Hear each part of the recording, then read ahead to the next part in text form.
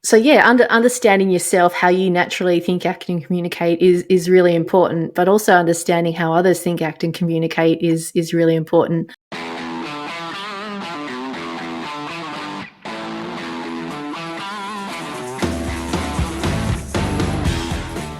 Welcome to the Business Bloke podcast. Growing your business doesn't have to be hard. I am your host, Andrew Savage, a business and mindset coach with plenty of leadership tools and strategies to help you grow your life and business.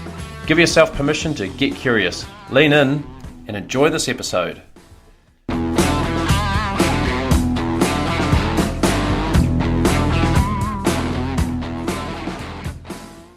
Today in the studio, I have Sally Murfet, and Sally is a consultant with Inspired Ag. Well, Inspired Ag is her consultancy. Welcome to the studio, and I'm pretty excited to hear about all things teams and culture. Yeah, thanks, Andrew. Yeah, slight correction there. It's Inspire Ag, not Inspired, but that's cool. Don't mind what you call me as long as it's not late for tea. Well, I'm inspired by it, so it must be inspiring. So yeah, Inspire Ag, that's a great one. Hey, tell us something about yourself that maybe a lot of people don't know. Probably a lot of people wouldn't know that I've been a volunteer firefighter for almost 20 years now. I'm currently a firefighter, but I have held leadership positions within the brigade, and it's a great way to give back to your community and also build your own leadership skills, which is part of what we'll be talking about today, no doubt. I'm sure it fulfills all sorts of needs, and there must be times when there's some, I guess, adrenaline pumping moments. I know there were some big fires down your way this last summer on some hot, windy days. Yeah. Look, it certainly takes a lot to be a volunteer firefighter, and it might just look like it's putting some wet stuff on the red stuff, but there's certainly a lot that goes into it. You know, not just the operational side of things. I think it's like the dynamics of the people that you work with as well. And I think if I reflect on my career as a volunteer firefighter and think about that, how I connect that to what I'm doing now, I think there's some actually really important lessons that come from firefighting in regards to leadership. I mean, I think the first one is around clear communication, or communication full stop, I think is a really important factor in leadership. You know, being clear about your instructions, being able to effectively act in the right way, quickly and efficiently under high pressure. I think that's an important leadership lesson. I think the second one would be about your ability to make decisions in the heat of the moment, think on your feet. And probably the third one for me, and one of the most important in my mind, is around teamwork. You know, it's about trust, it's about collaboration, it's about role clarity, and your ability to perform that role, paid or unpaid, safely and to a high standard is I think the center of the lessons that I've learned about team development and leadership over my career as a volunteer firefighter. It's amazing, isn't it, how often, something so different can have so many parallels to something else. And I spent 10 years as a police officer in the New Zealand Police Force, and a lot of what you're saying in fire also resonates. And it's about, you do need like clear leadership, clear communication, but also when the proverbial hits the fans, it's about all hands on deck. And how do you respond under pressure in those moments, which is actually no different to, maybe they are a shorter cycle as far as things can happen really fast, but we're under pressure on our farms, in the primary industry, with pricing and weather and events. And you hear about this boiling frog mentality, and I actually Googled this, and I think it's actually a load of rubbish, but I love the metaphor that if you have a frog in a glass of water and you slowly warm it up, it'll actually just die in there. But if you put a frog in a boiling glass of water, it'll feel the heat and it'll jump straight out. And there's a lot to be said for that in our workplaces and things where we don't actually see these pressures coming on at us, in the fire and the police, the phone rings and all of a sudden you respond really quickly. But when it's in our own workplaces and on our farms, we don't feel this pressure. We just sort of adjust every day, and we adjust every day. And then all of a sudden the pressures become too much. So it's probably about, like you say, you can recognise that in the emergency services, and then actually apply a lot of that to our farm and say, hey, it's kind of the same but different, and how do we help people? So it's really, really important work that you do as well, because without volunteers, we wouldn't have these services in our communities. Yeah, and particularly in regional and remote areas, like, I look at the ambulance service in the area that I am. I have an ambulance service 25 minutes away from me, which is essentially manned by a paid paramedic and a volunteer, and that volunteer workforce is what keeps emergency medical services in our area. And so I think a lot of farming and regional communities really rely heavily on a volunteer workforce. And I can't remember the exact saying, but something along the lines of, volunteers might be unpaid, but they're actually priceless. I think that's a really beautiful analogy.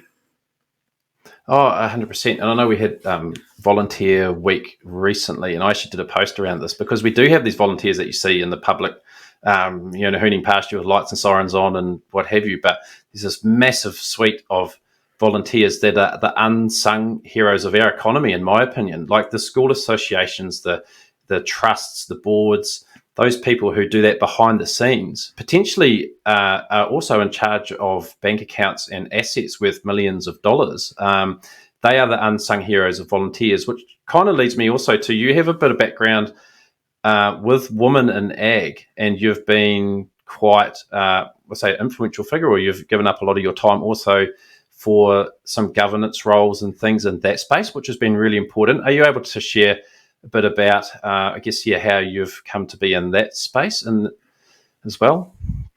Yeah, probably by accident, I would say, Andrew. It's not something that has been overly by design. I do enjoy those roles. I have done a stint as the state director for Australian Women in Agriculture, and as a runner-up in the 2022 awards, I think it was, of the Rural Women's Award of AgriFutures. I'm now part of the state chair of that particular organisation, or the award program, which I'm really enjoying. I love the ability to build capability and capacity in other people, and help people achieve what they didn't think was possible. And I think that programs like the Rural Women's Award is an invaluable resource when it comes to doing that, to help me do what I'm really passionate about. And it sounds like it's kind of that intermediary between your fire service role and your role as Inspire Ag, CEO and solopreneur, I guess, and all of those things. I've heard you talk about the sort of internal and external environment, and in this people, culture, and team space. I'd love to know about how does that influence our ability to manage teams, and you dig into that would be really interesting. Yeah, so when I first go into a client situation, I will start talking about the internal and external environment. And so if you can imagine a circle, okay, a circle, in the center of the circle, you've got things that, like your policies, your procedures, your culture, the way that you lead and manage. And then on the outside of that, if you imagine some arrows or another set of circles, that there are things like the current state of the political environment, what's the economy doing in terms of interest rates, ability to access finance, things that we do not have physical control over as business owners and managers. So essentially the stuff in the center is stuff that we manage, and then the stuff on the outside of that circle, the external environment, is stuff that we mitigate against. And that's how I start to frame the conversation around people, culture, and teams. That's interesting. So that external stuff is potentially stuff we don't really have control over, or are you framing that in a way that, hey, it's there. How do we best address that stuff? Which is, like say, you're talking about milk price and things we talked about before. I guess the natural disasters, those external influences like the banking system and things. Yeah. How do you, I guess, combat those things that we actually don't have control over? Yeah, and that's the purpose of framing the conversation in that way. We don't have control over that. That is a broader economy, a global, um, external factors that we simply do not have control over. We have no ability to influence that at all. Whereas this stuff in the center, we do. We have control about how we show up as a leader with our team. There's research out there in the HR world that says that a leader is responsible for 70% of team engagement, and that can be either positive or negative. So that is stuff we have control over as a leader. If we're showing up in a huff and a puff and we're bringing overcast weather to the team, that's exactly what we're going to get in our team performance. So that's why I frame it in that way, is to say that we have control over this stuff. This other stuff on the outside, we can't control that. We have absolutely no ability to influence that at all. And so this is why we need to focus on this center stuff. It's so important. I do a lot of work in that, I guess, overwhelm space where people are, starting to potentially even burn out. A lot of that is caused because they are looking outside that circle. Like it's interesting that, the stereotypical thing that farmers talk about the weather. That's their sort of the way that they break into a conversation and build rapport. Yeah, we have no control over the weather, but we probably do have, I guess, control over our response to the weather. Or how do we handle an extended dry period and extended wet period? And we know these times are coming. And is that kind of an area where you focus within your consultancy role? So yeah, understanding yourself, how you naturally think, act, and communicate is really important. But also understanding how others think, act, and communicate is really important. Often, when I get called in to support farming businesses that have challenges with behaviour or conduct, for example, it's because there's a gap between how a leader thinks somebody should be showing up in their team, and so often, I try and do a bit of an education around, that we're all different and that one behavior style is not better than the other. We're just all different. And as leaders, the sooner that we can get a grip on that and understand the differences and value and respect and appreciate them, that's where we start to get better performance within our teams. When people are listening to this and you are talking about leadership, there may be people that disassociate themselves, as a leader, even though they are in a leadership role, or potentially maybe don't recognize themselves as a leader.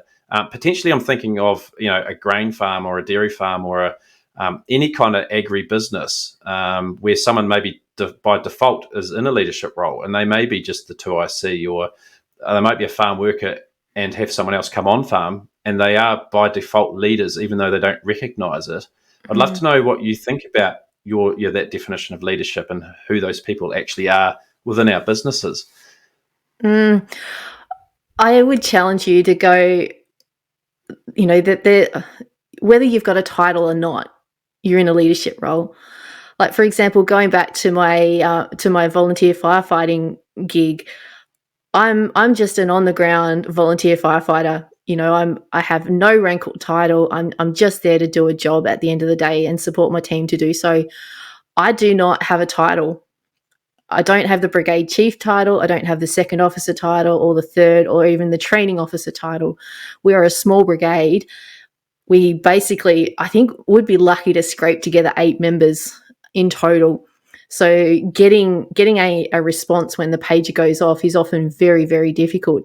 So whether I have that leadership title or not, if I'm the most senior person that's in the truck responding to that call, I have a leadership responsibility to make sure that the people that I'm working with are safe, they're efficient in what they're doing, and more importantly, that they can go home in the same condition that they went to that call in the first place. So I challenge you that there is no such thing as leadership just because there is no official title to it.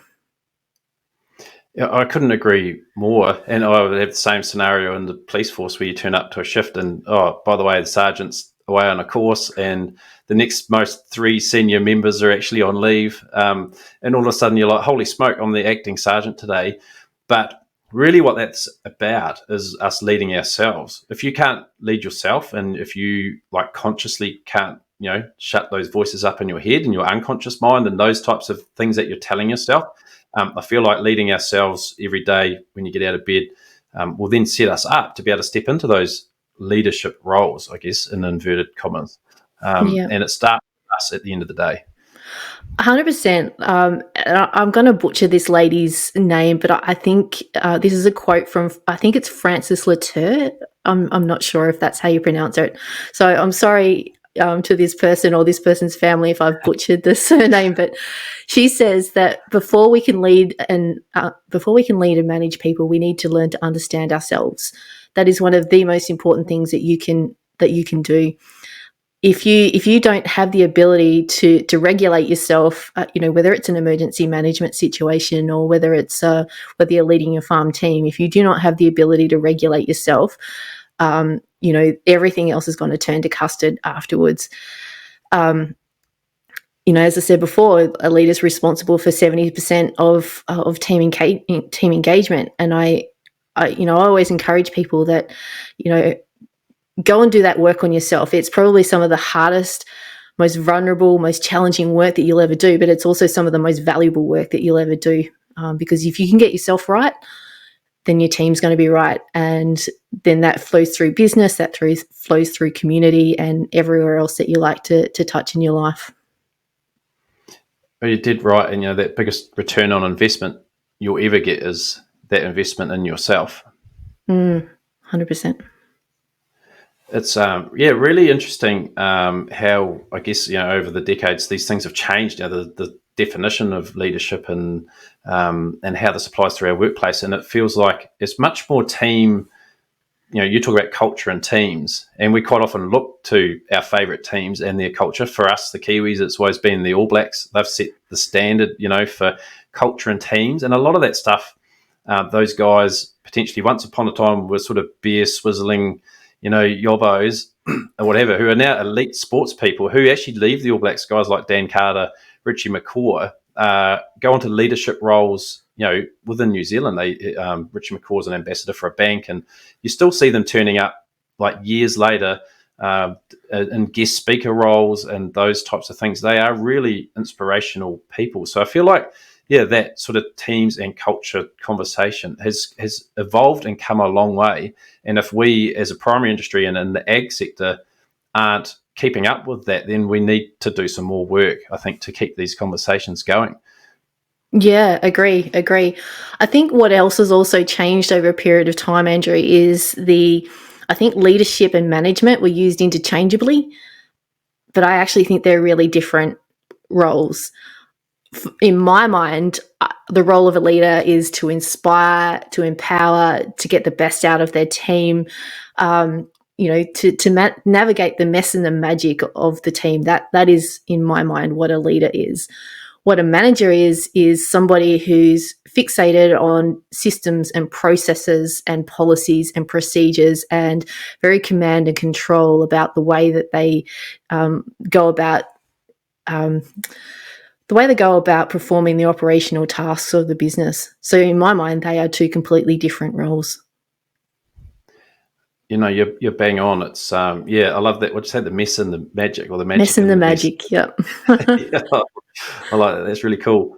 A lot around culture, and this too, I feel like has really evolved in recent years. And a culture. I did read about this, and I can't remember where the terminology came from when it was talking about culture in the workplace, but it was sometime in the 50s or 60s, I think it was, where it started to be a bit of a catchphrase around how we go about our work and our workplaces. It was interesting because, again, I'll go back to my time in the police, but, there was really strong cultures in certain parts of society, and I'm thinking of gangs, which we then label as bad. But those cultures are very strong. And I go into workplaces where I see a very strong culture of staff, but they're very cohesive. Like this, I guess a farm in particular, where they've had the same workforce for maybe 8 to 10 years, which is nearly unheard of. Yet their culture is quite interesting. It's not a place I'd probably work myself. Like they probably use a lot of cuss language, and I'm sure once you got in there, it'd be fine. But that culture isn't for everyone. And I just love to know what your stance on this sort of, I guess, good culture versus bad culture. How do we interpret what's good and bad versus kind of what is weak and what is strong? And if you go into a workplace and they're saying, oh, we've got a culture problem, How do you kind of unpack that? How long have we got on this podcast? 2 minutes. Oh, wow.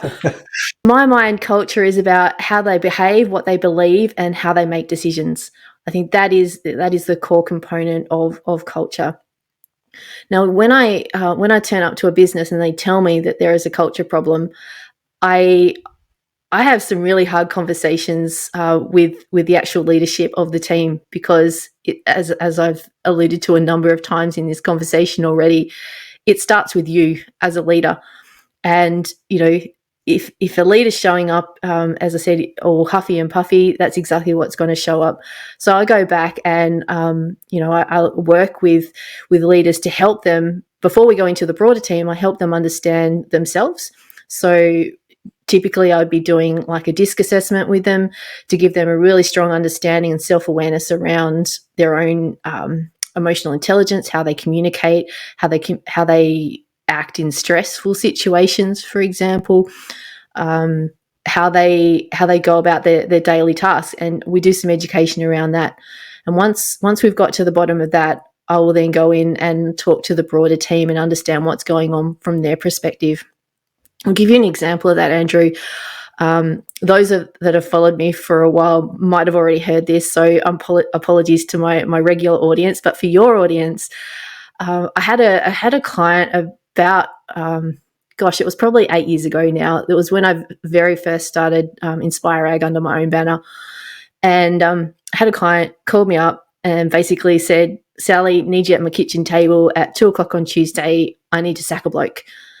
And I'm like, oh God, all these things are running through my head. What on earth has gone wrong here? Like, I've been involved in the recruitment of this particular individual. All the reports that I'd received from the employers up until this point had been really, really positive. I just don't understand what's gone wrong in a very short space of time for them to want to get rid of this person out of their business. So I sat at the client's kitchen table at 2:00 on Tuesday as instructed, and I listened to them for about an hour as they told me the big dish list of everything that was supposedly wrong with this particular employee. And a lot of it was centered around communication. They were getting emails and text messages late at night. Despite having the responses to those emails and text messages late at night, despite having issued their work instructions via an app, which the employee had brought into the business when they first joined this particular employer. And so after about an hour, I asked them one simple question that changed the entire course of that conversation, and that was, have you ever considered that this employee has challenges with reading and writing? And they were absolutely gobsmacked that I'd have the audacity to make that suggestion to them. But once they sort of let their egos get out of the way and they sort of come back around to be able to speak properly and gather their thoughts, they said to me, "Look, we actually can't believe that this was something that was right underneath our nose and we didn't see it, because we have a child who's in a private education system we've just identified has challenges with reading and writing. So we had all the tools and resources and all the knowledge that we could have supported this individual if we'd actually recognized that this was a problem in the first place." Now, just before that, I'd actually been engaging with a client. We were doing a bit of a strategic HR review of the business. And one of the things that we identified we were going to do was to do a 360-degree review of everyone. So for those that are not aware what a 360 is, essentially it's an opportunity for everybody in the business to have a say about what's working well, what's not working so well, and have a contribution to how potentially we might bridge those gaps. So this actually gave me the perfect opportunity to have a conversation with this individual and understand what was happening from their perspective. And when I do my 360s, what I normally do is I give the person that I'm interviewing, I give them a one-pager. It's simply a sheet of paper to keep some notes about the key points of our conversation, any actions that might need to be taken by them, what we've agreed upon, and it's just basically a summary of the conversation. As I slid that piece of paper across the shearing shed smoko room table to that individual and asked them to write their own name, which was a 5-letter word, and 2 of the letters were the same. His hesitation in actually writing his name in front of me was enough to confirm to me that we were on the right track with language and literacy, and numeracy perhaps. And so as I sat there that particular afternoon and I listened from the employee's perspective about what was happening, he was doing everything that he could to be an efficient and effective employee. So the phone calls that the client was getting late at night, or responses to emails late at night, was essentially he thought he was doing the best thing that he could by, doing it in his own time, responding in his own time. And the phone calls to get was for clarification. He just thought it was easier for him to make that phone call, get the clarification, than it was for him to sit there and try and figure it out in the employer's time. And so, as we sort of got to the end of the conversation, I think there's probably one part of that conversation that will stick with me for a really long time. And what he told me was that despite living on the property, because essentially the employee was on one property, the employer was on another property. He said that despite living on the property and being literally 500 metres away from the shearing shed, what he would do is he would cut his lunch every day, have his lunch and smoko breaks in the shearing shed, and make sure that he didn't come home until after 7 o'clock of an evening, because he knew that after that time that his 2 little boys, who were both under 5 at that stage, would be in bed and fast asleep, and that he wouldn't have to read them a story. Wow. And that, as a parent, that just stabs me in the heart every time I tell that story. And sometimes I get really quite emotional about it, because I cannot imagine as a parent not being able to read to my kid, let alone sign the billion forms that come home every day with a kid that's in an education system and things like that.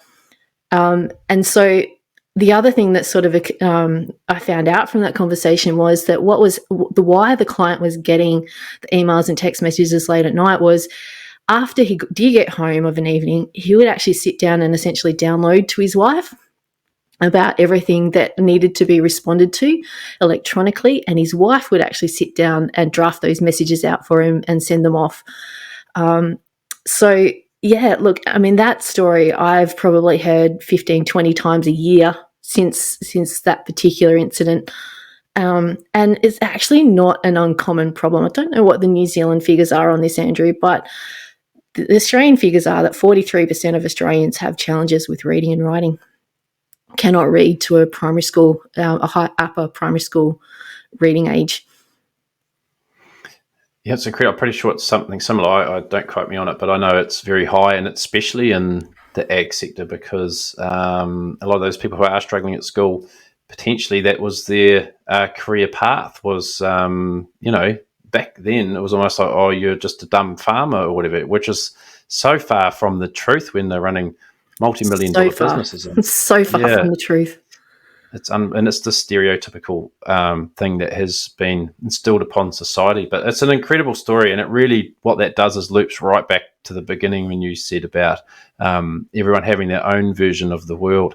And I feel like if we had a deeper understanding of just how different we are, or how different we can be, it would solve a lot of problems around, like globally, but especially in our workplaces where, we're sometimes not very tolerant because of things we've got going on in our own lives, and that flows on to other people. So just, that real, I guess, empathy piece and open-mindedness it can't be underestimated to realise how different we all are, and also, how we label the things that are said to us. I call it the human agronomy, Andrew. The human agronomy of running a successful farm or agribusiness. We need to understand the people. People are the part that drives the production, whether we're in a manufacturing business or whether we're in emergency services. People drive the systems, processes, operational stuff that we need to drive the performance of a business organisation. And it's the mess and the magic. And I think, without the human agronomy, without a team of people who trust, respect and support each other, you just happen to have a group of people who happen to be working for the same business. You're not a team. You're just a bunch of individuals who happen to be working for the same business. And so, I hope this conversation in some way, Andrew, has inspired your listeners out there to be a people-focused leader that create cultures that are safe, productive, and profitable as well. I love it. And that everyone who's listening is a leader. Also, we failed the 2-minute test on how to describe culture. I'm sorry. I'm sorry. I get away on my horse a little bit on that. I'm sorry, Andrew. It's a very hard thing to condense into 2 minutes. So that was fantastic. I love you sharing that story, and obviously still touches you when you tell it. And even though you've told it lots of times, and I'm sure it strikes a chord with a lot of people. It's been, you've offered a lot of value, a lot of gold, and I'm really appreciative of you giving up your time. And I'd love to know if people want to know more about Inspire Ag and people, culture, and teams. How do they connect with you? Yeah, I think the easiest way is the website, inspireag.com.au. So there's a dash between the Inspire and Ag, or social media across all the platforms, Inspire Ag Oz. That's where you'll find me. It's worth following. You have heaps of great tips and little one-liners that are always inspirational. So it's always great to get that stuff in your news feed. So I thank you for keeping at that as well. I'm glad you're inspired, Andrew.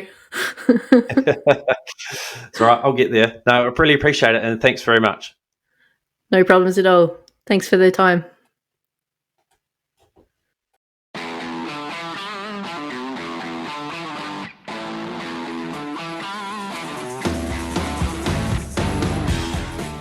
Welcome to the Business Bloke podcast. Growing your business doesn't have to be hard. I am your host, Andrew Savage, a business and mindset coach with plenty of leadership tools and strategies to help you grow your life and business. Give yourself permission to get curious, lean in, and enjoy this episode.